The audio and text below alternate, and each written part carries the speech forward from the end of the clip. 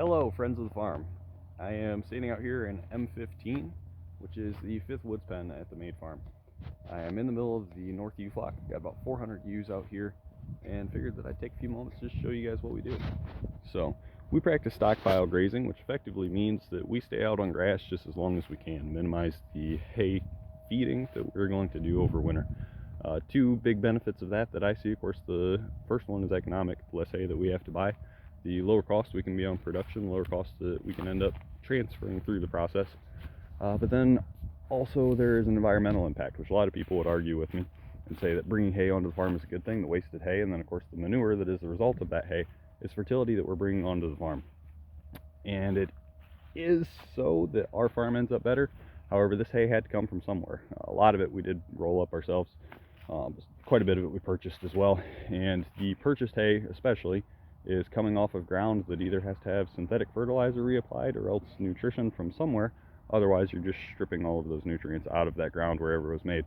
So I feel that as a net sum, the less hay that we can feed, the better off we are, even though it may not be specifically better for our ground itself.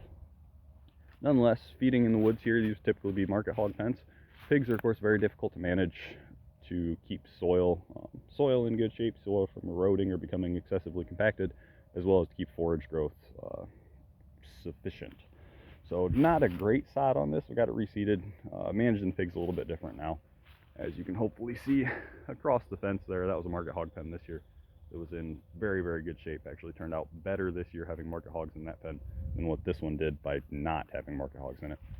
But nonetheless, feeding the hay in here, as the hay has huge impact on the forage growth for the upcoming year. The wasted hay, wasted being a fairly loose term, ends up on top of the soil, so it ends up good ground cover, good moisture holding capacity, and then also all of the manure that comes from that hay is fertility that wasn't in this pen previously.